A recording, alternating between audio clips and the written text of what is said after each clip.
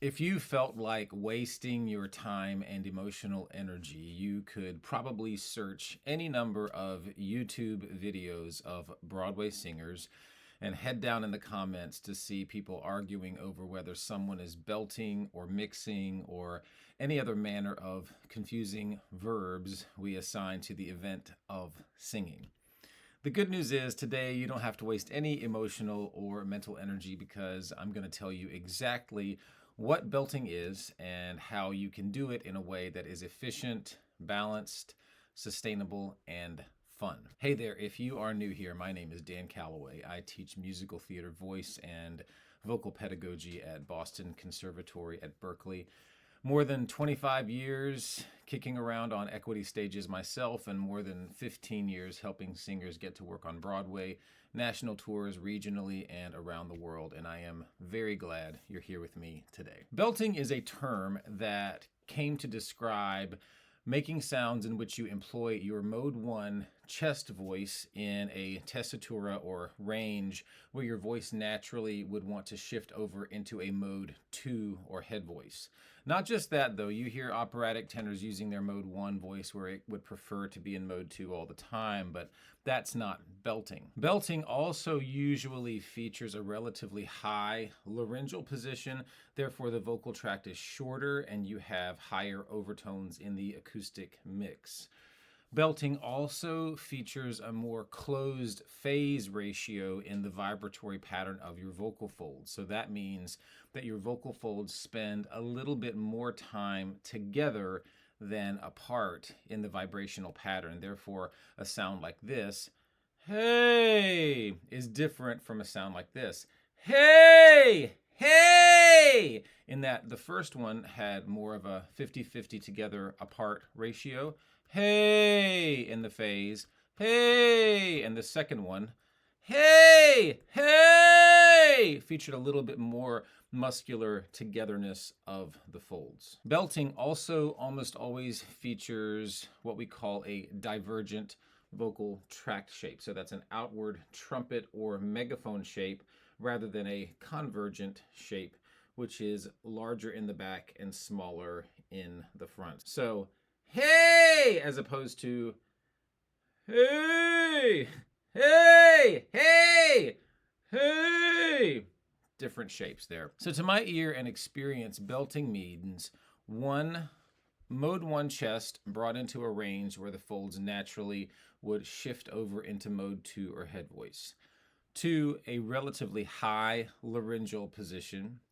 3, a relatively closed phase ratio in the vocal fold vibration. And 4, usually a divergent tract shape, though this can be variable. It's also important to think about how this style of singing emerged. It really came about as an acoustic strategy for singers to be heard. In the early to mid 20th century, you had Broadway and vaudeville houses all across the country, and there were no microphones. You also had an orchestra in a pit in front of you and 1,000+ seat audience that your voice needed to fill. So you had to figure out how to make sounds that were loud and that you could do a lot of times. So this resonance strategy evolved as a way to do that. It also harmonized with the style of music that was popular in the mid 20th century musical theater, which was very influenced by jazz and all manner of music from the African diaspora. Jazz employed a lot of brass and wind instruments, so the voice had to employ a strategy that could boost its acoustic and carry through the texture of an orchestra. In opera, classical singers learned to employ the shapes that a bel canto technique found to be effective in creating what scientists now call the singer's formant, which is a different kind of acoustic event that boosts the frequency of the voice through the texture of a large orchestra. And belting leverages high frequency features in the vocal tract using a divergent tract shape, very much similar to the shape of a horn. So I would argue that some of these strategies are also used effectively in classical singing as well, but that's another video. The style became familiar to the audience's ear and was cross-pollinated with other styles like rock, R&B, blues, even folk, country. I mean, you name it, it cross-pollinated. So all of these styles are interrelating and influencing each other throughout the 20th century and into today, where genre aspects continually get mixed and matched. And therefore, you see the musical theater replete with all kinds of popular singing styles. Belting has a primal, shouty feel to it, in my opinion, and it's used when a song or story calls for heightened emotional expression, where it might be appropriate to yell, shout, wail, or call something out. And truly, you don't even need to worry about what something is called. When we sing, we are more concerned with your voice making sounds that authentically communicate the story in the style world you're choosing, and doing that in a balanced, repeatable, and sustainable way. I think I had a friend that used to say, I don't care if you call it spaghetti as long as it works for you. So we're just going to talk about the mechanics, the functions, and how you can coordinate that for your own technique. So how do you make these sounds in balanced, repeatable, and sustainable ways? That's what I'm going to tell you right now. I'm going to talk about belting sounds in two separate categories. So there's open belting and closed belting. Open belting features a wider tract shape and has a shouty quality. If you're familiar with complete vocal techniques terminology, open belting happens within the mode they describe as overdrive. Overdrive also includes other sounds that aren't necessarily belting, but it shares this open tube feeling.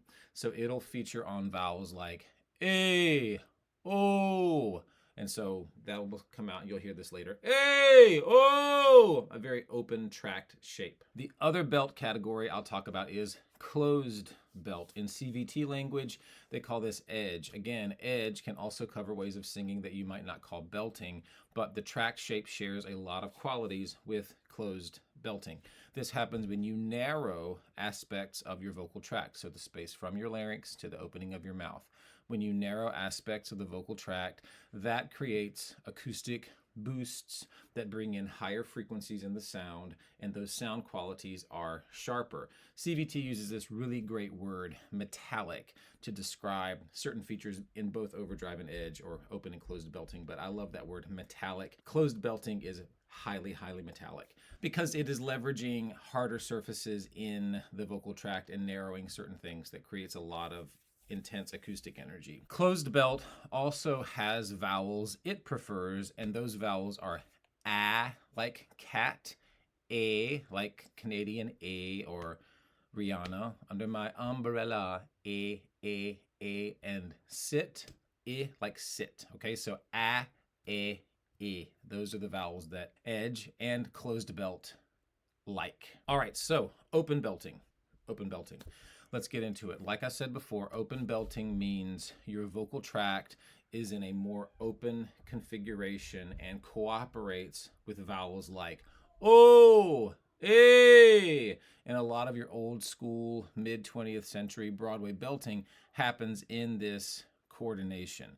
So the tessitura for this, the pitch range in which you will use open belt, is on the lower side. It can accommodate this setup of vowels. It's in a lower range. So really you're going to top out around like C5, C sharp 5 is probably about the highest you're going to go with an open belt configuration. If you think about, this is a good way to sort of identify it. If you think about vowel modification that we make fun of, like if the word me is sung like may, or the word you becomes yo, then we're dealing with a voice that is remaining in open belt or overdrive. So that's a good way to identify the sound.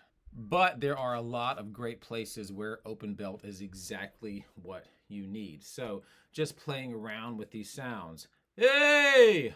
Oh, oh, hey! That's very helpful. So get comfy with these sounds and then add emotional reasons to why you'd make such sounds. What are some reasons you'd make a sound like this? Hey, watch where you're going! Or like, oh, I want it so much! Things like that. There are all kinds of reasons you might be making these open belt sounds. So imagine that a little and see how your body naturally produces these noises. So your belief in who you are And what's happening automatically forms a body energy and a vocal tract coordination. And if you notice how those factors, your identity and your belief in a story, affect you, you will learn all kinds of things about your vocalism attached to story. So yeah, hey, get out of the way. I mean, that's a different identity than, hey, get out of the way.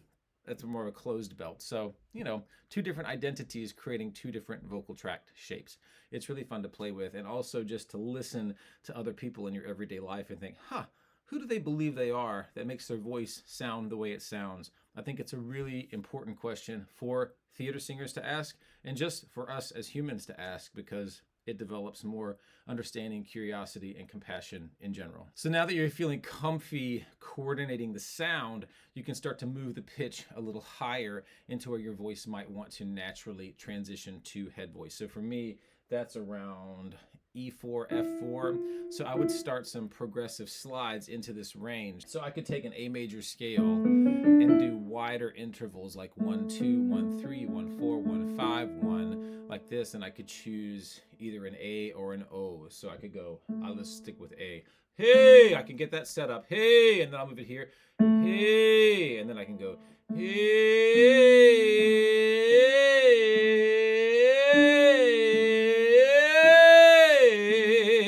and then just keep on progressively moving that up. I could use O, ho, ho.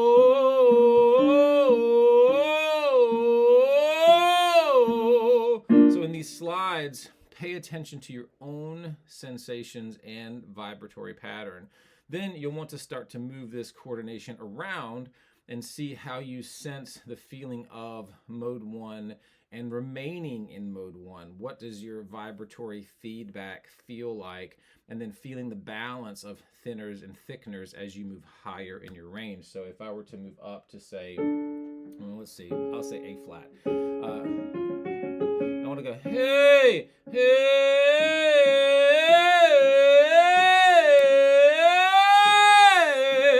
So I'm really opening that tube up. I'm allowing myself to stay in mode 1. My voice naturally would probably want to go, hey. It wants to flip over into mode 2. So that's why this is such an exciting sound. Hey. It's very shouty, open, engaged, powerful. It's really fun to make. So then you can take phrases from repertoire that use an open belt coordination and then play with certain phrases.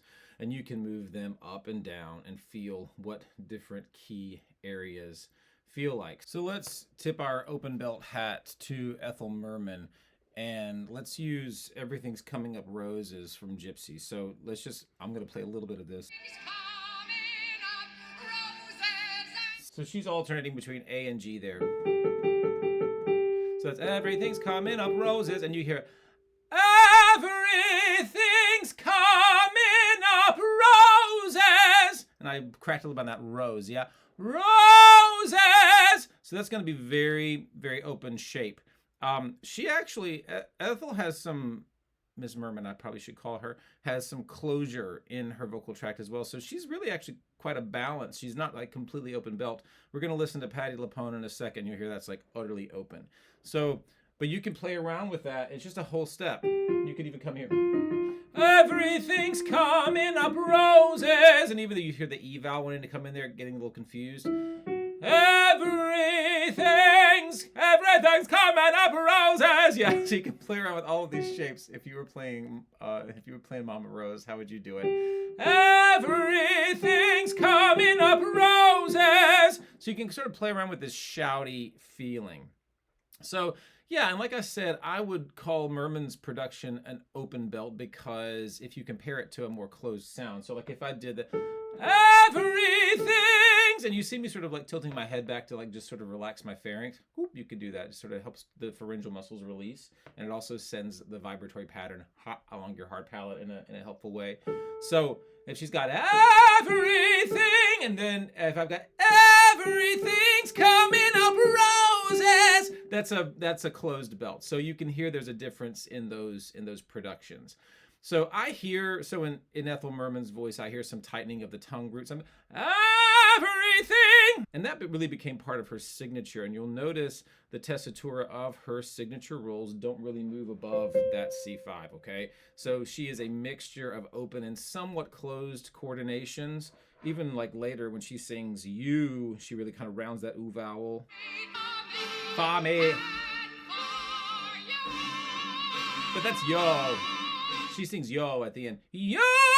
That's a yo, yeah? That's a C. So she is topping out on a C there, yeah? Yo!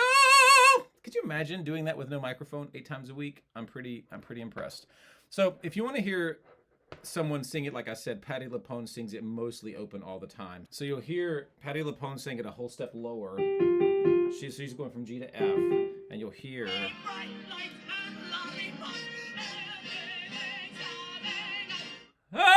Everything's coming up. That's very, very open.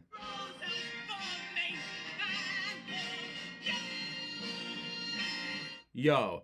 For yo. Totally open belt. That's an O vowel. So you hear, those are examples.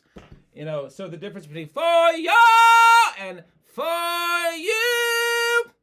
2 different belts. Yeah, 2 different vowels, 2 different belts. So that gives you an idea of how open belting sounds in musical theater. So there's also a good amount of open belt in rock singing. So I'm hearing Bono singing the oh,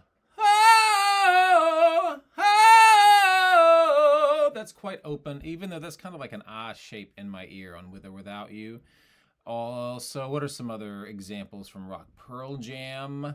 I'm thinking of Better Man near the end when he's like, she loved him. She loved him. She don't want to feel this way. Yeah, so you got, she don't want to feel this way. So no matter where your tongue is, if you're doing Eddie Vedder tongue or not, that's really an open A, yeah? If you got, she don't want to feel. It just cracks me up. All the 90s. It's just cracking me up. All right. I'm thinking of that guy on Instagram or TikTok who does all of the 90s guys in a room together. But anyway, it's totally an open A vowel. Go listen to it. Yeah, I can't do it right now. She don't want to feel this. I'm just like imagining my wife hearing me upstairs too, like with all of our Pearl Jam jokes. All right, so it's an open A. All right, let that be that, okay? I'll stop cracking up about that. All right, I mean, speaking of 90s icons, you got Hootie, you got Creed, so like, you know what? Only wanna be with you. That's not really belting because it's kind of lower. I'm trying to think of times when Hootie might have gone higher. It's not coming to mind right now, but that even just the vowel modification is an open. Creed, with arms wide open, with tracks wide open. It's a voice teacher joke there, yeah. So all of that, Dave Matthews, like just do the whole 90s grouping there. I'm hearing wasting time.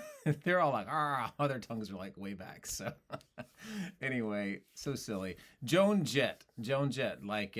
I love rock and roll. Put another dime in the jukebox, baby. Yeah, so that's a lot of open there. A little bit of, it's still divergent. There's some narrowing, but she's using those open howly vowels, yeah? Dance with me. So I love those awesome May. It's so great. And then you got, I'm also thinking of Stone Temple Pilots, Plush, that where is that? We ain't going till tomorrow. Where you going with the mask I found? And I feel when the dogs begin to smell her. And then, where will she smell alone, right? Will she smell alone? Totally open, right? So, are you doing it? Well, I'm not All right, so you can play around with that open image, all kinds of stuff.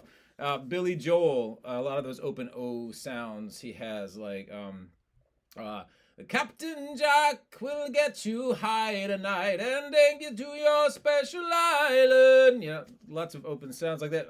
Elton John, yeah, with Your Song, right? Hope you don't mind Hope you don't mind. I hope you don't mind. I hope you don't mind. That's open stuff. Sorry, Elton. Kind of butchered that, but you get the idea. All right, so there's all kinds of images you can play with on those open belts. Hey, ho! Any kind of like howly open shape that you want to play with is really fair game. This open belt has a really definite ceiling on the top of it. So you're going to feel like you're going to really feel this. It does feel like pulling weight up. You know, people criticize singers, oh, they're pulling weight up. And look, there's balance, that there's ease that you want to feel in the production. You also want to sense that there is an upper limit to this coordination that you don't want to push beyond, because yeah, it does get out of balance. All right, so any questions on that, just pop them in the comments and I will answer them. All right, so that you've got plenty to play with and all of that. Don't come at me on my impressions, okay? So that'll give you plenty to play with and explore with an open belting configuration. Now let's put together what happens when we narrow parts of the vocal tract to achieve what I call a closed belt. So this shares qualities with what complete vocal technique would call edge. Though again, I'm sticking to our belt definition, having these elements. The mode 1 chest brought into a range where the folds naturally would want to shift over into mode 2 head voice, a relatively high laryngeal position, a relatively closed phase ratio in the vocal fold vibration, and usually a divergent tract shape. Only now with closed belting, we're now narrowing portions of the vocal tract that boost certain acoustic elements and bring in some higher frequencies into the sound mixture. So if I call out in an open belt, hey, that sounds different than if I call out in a closed belt. Hey, open. Hey, closed. Hey. There are different ways and places where narrowing can happen from my larynx to my lips, lots of different locations. So rather than getting into the intricacies of that, I'll give you some overarching principles and you can play with specific elements depending on what kind of rep you're working on. If you want some really great in-depth current knowledge on pharyngeal narrowing and shaping for color and timbre, look up Kerrie Obert, Kerrie. I think that's right, Obert, Obert. She's a speech language pathologist and teacher and really doing cutting edge work on this, and a lot of her recent work has informed the way I teach this recently. So I recommend her to you. There's even some courses that she has that you can avail yourself of. Okay, so Kerrie Obert, look up her research. Just like open belt has vowel shapes it likes, A, O, A, O. Closed belt also has vowels that it cooperates with, and those vowels are A, E, and E. And then there are the blends using those vowels. So like I've got an E in my mouth and I'm rounding my lips in front of it. Yeah. And then an E, which is the E in your mouth with rounded lips. E. So that's kind of like the German umlaut, or like in French, T. Yeah. So it's that blended vowel. Edge likes those essential vowel shapes in the mouth. A, E, and then and E, okay? That'll make sense later. You can hear how these contribute to closed belt sounds. So, A, E. The shape of your tongue in your vocal tract for these vowels promotes a closed belt shape. A, E. You can feel the acoustic boost that's going on in the narrowing, the back of the tongue, and then along the hard palate. That's where I'm feeling it a lot. You may also discern that the closed belt coordination opens up a lot more range possibility. There's a lot higher ceiling on the pitches you can sing in closed belt than what you have access to in open belt. Open belt or overdrive tops out around that C5, C sharp, maybe D at the highest, and your closed belt can climb up to around like G5. So when you hear rock screams or like high skrelts in musical theater, a closed belt is what's being used. And when you get really high, it can actually go into mode 2 with a lot of acoustic boost. So it's kind of hard to even discern if you're in a mode 2 or a mode 1 production when you're really high and screamy. Okay, so just like you did with open belt, just playing around with these sounds. A, ah, E, hey, ah, E. That is very helpful. Get comfy with these sounds. who are some characters and voices that make these sounds. And then you can add emotional reasons to why you'd make such sounds. So what are some reasons you'd make a sound like this? Like, hey, watch where you're going! Or, I want it so much! All these different reasons. So I used the same sentences as I did with overdrive. Hey, watch where you're going! And, hey, watch where you're going! Or, oh, I want it so much! And, I want it so much! Very different productions, different identities, creating a different vocal tract shape. Same sentence, different people, right? So there are all kinds of reasons, and imagine that a little and see how your body naturally produces these noises. Again, your belief in who you are and what's happening automatically forms a body energy and therefore a vocal tract coordination. And here again, those two factors, identity and belief in a story, they always affect your vocalism. Now, you're going to use a similar framework to explore and coordinate your closed belt as you did with your open belt. You're feeling comfy coordinating the closed belt sound, so you can start to move the pitch a little higher into where your voice might want to naturally transition to head voice. So for me, again, that's around E4, F4. So I'll start some progressive slides into this range. I can take that A major scale again, and I can do the ever widening intervals like this. And I can choose either A, or I. So let's say A, yeah? A.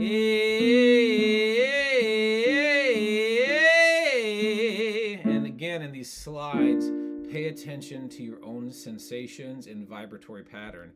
I'm getting eager here. It's 1, 2.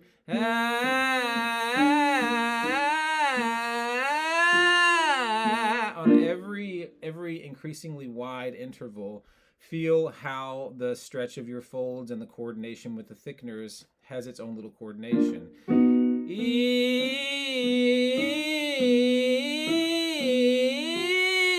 Take a look at that. That doesn't look like but for me, I have to lower the jaw. The tongue floats really high. That's an vowel. Is, I think, the trickiest one because it's a very narrow resonance pattern that you're feeling. My tongue is really up against my top molars, and I have a very sort of narrow highway of resonance there. So it's a tricky one. It took me a little while to coordinate. And so just like in the open belt coordination, you're going to start to move this coordination around and see how you sense the feeling of mode 1 and remaining in mode 1. What is your vibratory feedback, and also feeling the balance of thinners and thickeners as you move higher in your range. So you can take this way high. So if I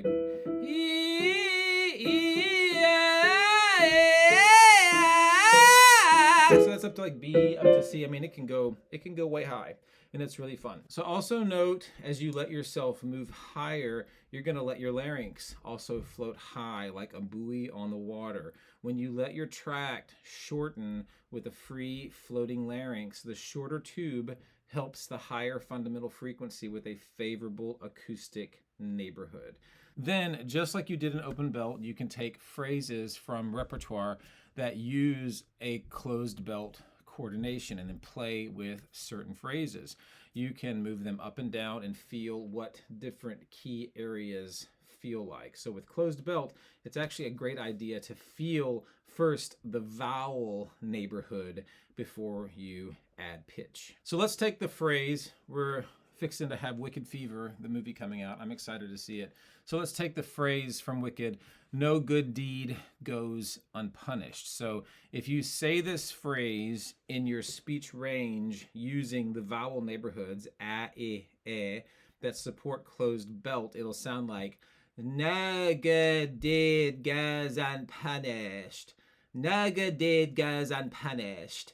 So you'll soften your jaw, you'll soften your tongue, and you'll make a quacky kind of Pac-Man or Muppet shape with your mouth. No good deed goes unpunished.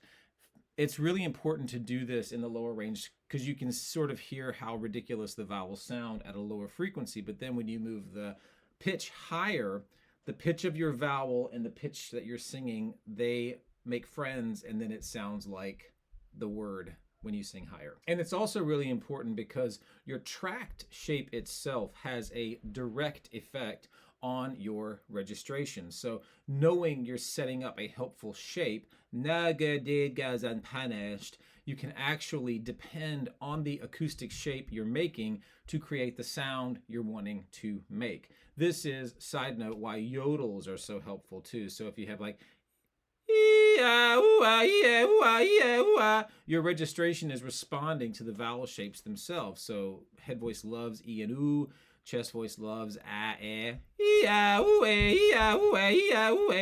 your registration is responding to those vowel shapes themselves, and you're promoting laryngeal freedom as your phonatory pattern responds to your tract shape. It's sort of this like retro acoustic effect that you let happen that's really freeing, that you can trust the tract shape. So after you've spoken and chanted the vowel shapes, unpunished, you can take the vowel shapes and begin to move them nearer the range of the song. So no good deed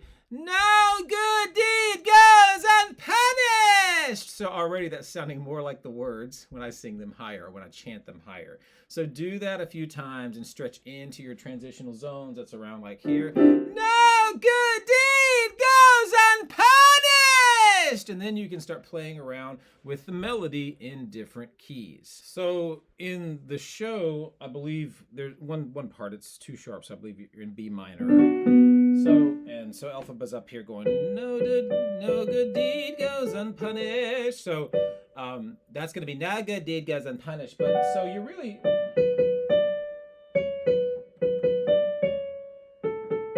All right, so yeah, so you could just take that down. It's literally,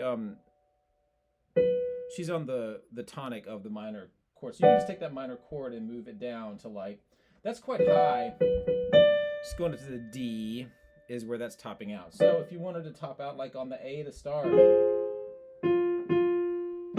so you could go there. No good deed goes unpunished. And then you can just move that around. No good deed goes unpunished. And start to feel how it feels as it starts to thin as you go higher. I'll go up a half step. So it's going to top out at a B. No good deed goes. And then I'll go to A minor. So I'm going to top out at the C. No good deed goes unpunished. No good deed goes unpunished. No good deed goes unpunished. Punished. Edina in my ear goes more punished, which I think is kind of fun. And it depends. It'd be interesting to see which alphabets sing punished or punished, yeah? No good deed goes unpunished. It just depends on what you want to do. And then now you're in B minor where the show lands. No good deed. No good deed goes unpunished. So you can play, and I'm literally going, no good deed goes unpunished. I'm depending on my track shape to create that closed belt feeling. It sets up the acoustic boosts and benefits that help the folds do that job, okay? So listen, okay, if I can't do that in overdrive. No good deed! Maybe, but it's quite high. It's a different shape. And then even like say if it were sort of like a classical tenor, no good deed goes. So that's a more of a flow phonation, still using that same track shape. So different phonatory patterns, different shapes, yeah? So you're sort of seeing the differentiation between what we would call a belt and what we would call other kinds of sounds that might get made up here. No good deed. Yeah, it's fun. I can't wait to see Wicked. It's going to be really good. And again, just pay attention to how things feel. Go slowly, through these transitional zones. I'm lucky because I get to make these sounds all the time, every day, helping people make screamy sounds. So it's really fun for me, and I get a lot of built-in practice just by virtue of being a teacher. So please give yourself grace. If you're not screaming in a studio all day like I am, give yourself time for your body to map these things into procedural memory. Please give yourself time and go slowly. Your body's so smart. It will map these coordinations in. Just give it time and patience and compassion, please. So that's one example in musical theater. There are many these days, as you know. So Use this process, find the vowel shape neighborhood of the phrase, the tract shape, speak and chant the phrase, Nagadid goes unpunished. Call it higher into higher frequencies to feel the coordination, and then move the phrase itself progressively higher until you reach the published key, if that's the key you're choosing to sing in. So in rock and pop styles, there are tons of examples of closed belt. So Steve Perry of Journey, that's a quintessential closed belt. So like, here we stand, worlds apart, hearts broken in two. So he's going, here we stand, worlds apart, hearts broken in two. That's an I vowel on those twos, yeah? So that's that quacky shape that is then taken into a higher register, and then you get that result, that sort of quintessential Journey sound. I'm thinking of Kansas, carry on my wayward son, carry on my wayward son. That's what that is. So you would speak it, you'd zhuzh it up into a higher range, and then practice calling that out. Again, I'm letting my larynx float up, using that quacky shape, depending on a carry on my wayward. Yeah, so that's Kansas land. Bob Dylan is like quintessential closed belt production. So if you've got Bob Dylan shape, you sing like a stone all the time they are a-changing. I have one student at the conservatory, literally, we just put Bob Dylan at the center of almost everything he does, and then he just sort of adjusts out from Bob Dylan, and it's an amazing little trick. Ann Wilson, like quintessentially Alone by Heart, yeah? So she's, that wail and that little bridge material is like, ah! That's like an ah. It's very, very divergent. Ah! What is that? What is that key? So we got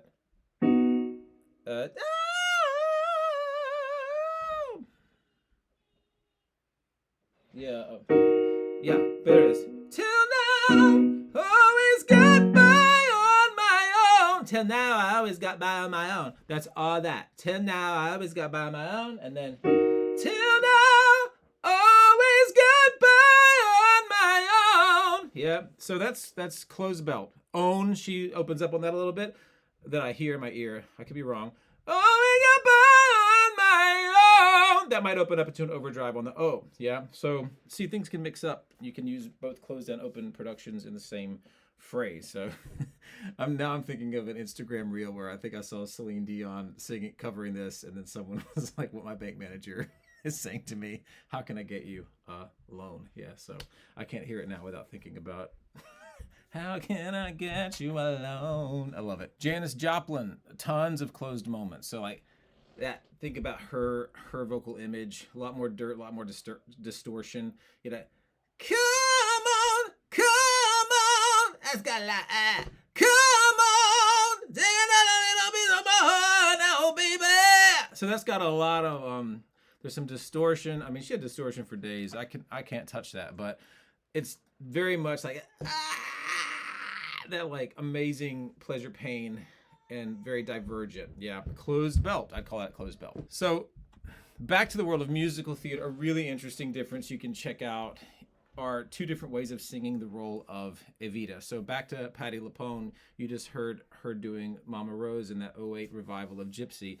So she originated the role of Evita, and she sang almost the entire role with an open belt, which is pretty crazy because the tessitura for Evita gets really high.